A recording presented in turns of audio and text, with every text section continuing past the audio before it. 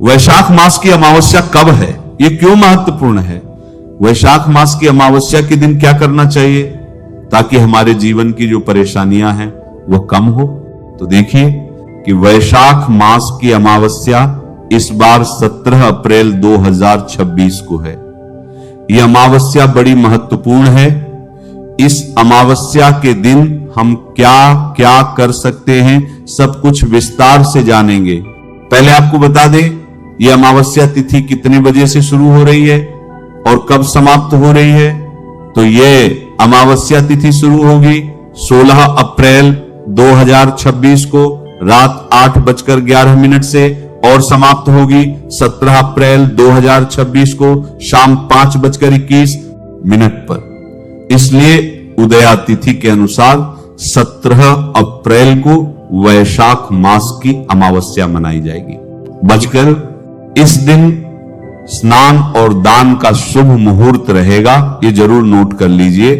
सुबह 6 बजे से लेकर सुबह 10:30 तक। अब इस दिन क्या करना चाहिए, क्यों स्नान का महत्व बताया गया, दान का महत्व बताया गया, ये सब समझ लेते हैं। देखिए, अमावस्या तिथि बड़ी महत्वपूर्ण मानी जाती है। अमावस्या तिथि जब आती है तब आप देखते हैं आकाश में चंद्रमा दिखाई नहीं देता, काली अंधेरी रात होती है। और जिन लोगों की कुंडली में चंद्रमा अस्त होता है, ऐसे लोग अमावस्या तिथि पर बेचैनी महसूस करते हैं, टेंशन बढ़ जाती है, मानसिक रूप से परेशान हो जाते हैं, कोई ना कोई दिक्कत होती है, चिंता बढ़ जाती है, बेचैनी महसूस करते हैं। यह हमने देखा है, जिन लोगों की कुंडली में चंद्रमा अस्त होता है या जिनकी कुंडली में चंद्रमा 6ठे घर, 8वें घर या 12वें घर में बैठा होता है, यह तो ज्योतिष के नजरिए से बात हुई। हमारी सनातन परंपरा में अमावस्या तिथि को पितरों से जोड़कर देखा जाता है। यानी वैशाख मास की अमावस्या पर जो लोग अपने पितरों के निमित्त तर्पण करते हैं, दान करते हैं, उनके पितृदेव प्रसन्न होते हैं। पितृदेव कौन है? हमारे पूर्वज, हमारे फोरफादर्स, जिनके निमित्त हम पितृपक्ष में श्राद्ध करते हैं, उनके निमित्त अमावस्या तिथि पर अगर कुछ दान किया जाए तो वे बहुत प्रसन्न होते हैं कि हमारे वंशज जो धरती पर हैं वे हमें याद कर रहे हैं, हमारे लिए दान कर रहे हैं। तो अगर हमारे पूर्वज हम पर प्रसन्न हो तो उनका आशीर्वाद हमें प्राप्त होता है। और अगर पूर्वजों का आशीर्वाद मिले तो हमारे जीवन में जो स्ट्रगल है, संघर्ष है, वह घटता चला जाता है। हमारे जीवन में जो दुख हैं वे धीरे धीरे कम होने लगते हैं। आप देखते हैं ना, कुछ लोगों को कम मेहनत में ही ज्यादा सफलता मिल जाती है। कुछ लोग कम इंटेलिजेंट होते हैं लेकिन फिर भी वे अच्छा धन कमा लेते हैं, अच्छी सक्सेस प्राप्त करते हैं। कुछ लोग उतना ही काम करते हैं जितना दूसरे लोग करते हैं, लेकिन वे अपने प्रोफेशन में बड़े सफल हो जाते हैं, अच्छा धन कमाते हैं, सुखी भी रहते हैं। और कुछ लोग खूब मेहनत करते हैं लेकिन धन भी कम कमाते हैं और उनके जीवन में परेशानियां भी ज्यादा आती हैं। तो इन सब कारणों का कनेक्शन कुछ हद तक हमारे पितरों से भी होता है। हर केस में नहीं होता, अलग अलग केस में होता है। तो कुछ केसेस में जिनके पितृदेव असंतुष्ट होते हैं, पितर असंतुष्ट होते हैं, पूर्वज असंतुष्ट होते हैं, उन लोगों के जीवन में परेशानियां ज्यादा आती हैं। कई रूप में परेशानियां आती हैं, स्ट्रगल के रूप में आ सकती हैं, बहुत ज्यादा मेहनत करने पर भी धन नहीं मिलता, इस रूप में आ सकती हैं। जीवन में अशांति रहती है, इस रूप में आ सकती हैं। किसी न किसी रूप में उनके जीवन में परेशानी बनी रहती है। तो इसके लिए हमें क्या क्या करना चाहिए? हमें अपने पितरों को याद करना चाहिए, उनके निमित्त अगर संभव हो तो तर्पण करना चाहिए। लेकिन अगर संभव नहीं है, क्योंकि आजकल बड़ी व्यस्त लाइफ है सबकी, तो दान अवश्य करना चाहिए अमावस्या के दिन। देखिए, दान करने से हमारे पाप कटते हैं और पुण्य बढ़ता है। तो क्योंकि गर्मी का सीजन है, सबसे उत्तम दान माना जाता है रस वाले फल का दान और अन्न का दान। अन्न तो सबके लिए जरूरी है, तो जरूरतमंद व्यक्ति को चावल, दाल, आटा दान करें, फल का दान कर दें और संभव हो तो मिट्टी के मटके में जल भरकर दान करें। गर्मी के सीजन में यह उत्तम दान माना जाता है। तो अवश्य हमें दान करना चाहिए अपने सामर्थ्य के अनुसार। देखिए, हमारे धर्म में कहीं ऐसा नहीं लिखा है कि आप कर्ज लेकर दान करिए, या आपके पास खाने के लिए पैसे नहीं है तो भी आप दान करिए, ऐसा कहीं नहीं लिखा। अपनी सामर्थ्य के अनुसार जितनी हमारी इनकम है उसके हिसाब से जो बजट बन जाए, जितना हम कर सकते हैं उतना करना चाहिए। मान लीजिए किसी की इनकम बहुत कम है, वो ज्यादा दान नहीं कर सकता, तो आप क्या कर सकते हैं? आप कोई भी फल ले लीजिए, केला ले लिया आपने, 1 दर्जन और गरीबों को बांट दिया, वो भी नहीं कर सकते? तो आप आटा लीजिए, 1-2 मुट्ठी आटा अपने घर से लीजिए, चींटियों को डाल दीजिए, वह भी दान है। तो दान आप अपने बजट के अनुसार करना चाहिए, जितना आपका सामर्थ्य इजाजत दे, और आप मनुष्यों को दान करिए।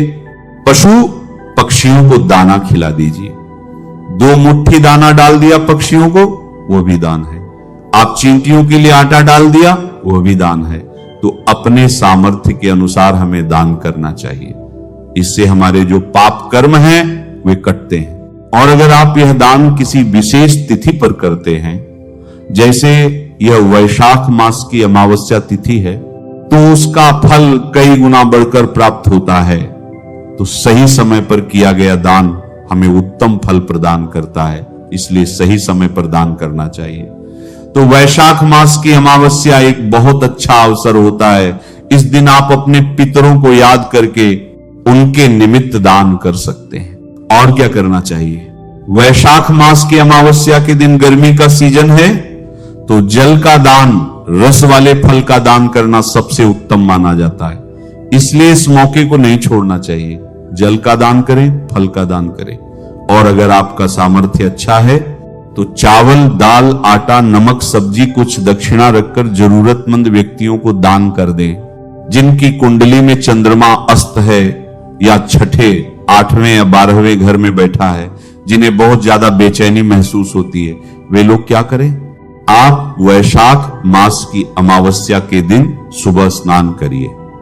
अगर आपके घर के आसपास कोई पवित्र नदी है, जैसे मान लीजिए आपके घर के पास गंगा नदी है, यमुना नदी है, नर्मदा नदी, कोई पवित्र नदी है, तो वहां जाकर स्नान कर ले।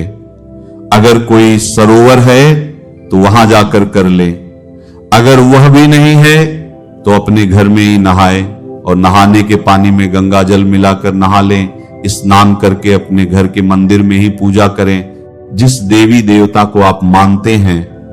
और फिर चावल, दाल, आटा, फल, सब्जी कुछ दक्षिणा रखें, और 1 किलो दूध ले लें, और दूध का पैकेट भी उसमें रखें, और किसी जरूरतमंद व्यक्ति को दान कर दें। तो यदि आपका चंद्रमा अस्त होगा, छठे, 8वें, 12वें घर में बैठा होगा, तो चंद्रमा की वजह से जो मानसिक अशांति रहती है, परेशानी रहती है, वो परेशानी दूर होगी, लेकिन हमेशा के लिए दूर नहीं हो जाएगी। ये कभी मत सोचिएगा कि आपने एक बार दान कर दिया, निपट गए, अब कभी कोई परेशानी नहीं। जैसे आप मोबाइल चार्ज करते हैं, उसकी बैटरी खत्म हो जाती है, तो आप हर दिन चार्ज करते हैं, ऐसे ही हर अमावस्या को यह दान करते रहिए। मान लीजिए किसी बार नहीं कर पाए, आप व्यस्त रहे, रास्ते में थे, तो कोई बात नहीं, पर जितनी अमावस्या मौका मिले आप दान करते रहेंगे, तो ये आपकी बैटरी रिचार्ज होती रहेगी, यानी चंद्रमा से शुभ फल मिलता रहेगा। तो ये छोटी छोटी बातें हैं, इनका हमें अवश्य ध्यान रखना चाहिए। हमारे ग्रंथों में वर्णन मिलता है, तपः परम कृत्युगे त्रेताया ज्ञान मुच्यते, द्वापरे यज्ञ में वाहुर्दान में कंकलौ युगे, यानी सतयुग में तप, त्रेता युग में ज्ञान, द्वापर में यज्ञ, और कलयुग में दान प्रमुख माना जाता है। तो हम लोग कलयुग में रह रहे हैं, दान ही कल्याण करेगा, सबसे बड़ा साधन है। तो अपने सामर्थ्य के अनुसार दान अवश्य करना चाहिए। तो कलयुग में करयुग है, काम करिए, खूब खूब कमाइए और खूब दान करिए। इसके साथ ही एक और काम, किसी देवी देवता के नाम का जाप अवश्य करते रहें, किसी मंत्र का जाप करते रहें, या नाम जाप करते रहें जो आपको ठीक लगता है। और सबसे उत्तम है भगवान विष्णु के मंत्र का जाप करना या भगवान शिव के मंत्र का जाप करना।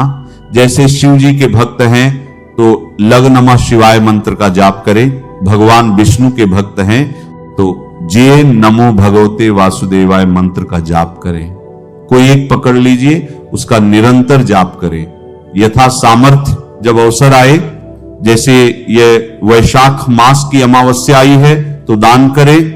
आप देखेंगे आपके जीवन में सुख शांति बढ़ेगी, आपके जीवन से संघर्ष घटेगा और आप निरंतर उन्नति करते चले जाएंगे। आपका परिवार खूब उन्नति करेगा। जैसा हम कर्म करेंगे हमारे बच्चे उसी को फॉलो करेंगे और वे भी आगे चलकर दान करेंगे, मंत्र जाप करेंगे तो उनका जीवन भी सुख शांति से भरा होगा। कई बार हम दूसरों को सिखाने के लिए, अपने घर परिवार को सिखाने के लिए भी हमें यह कार्य करना चाहिए।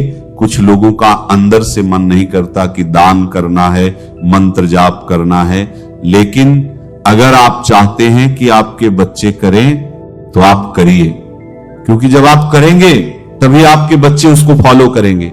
लोग याद करते हैं ना कि हमारे पिताजी ऐसा करते थे, हमारी माताजी ऐसा करती थी, इसलिए हम भी ऐसा करते हैं। तो कम से कम अपने बच्चों के लिए करिए। आप आज दान करेंगे तो कल वे भी दान करेंगे। तो इस वैशाख मास की अमावस्या के दिन आप दान करेंगे तो आपके लिए उत्तम होगा।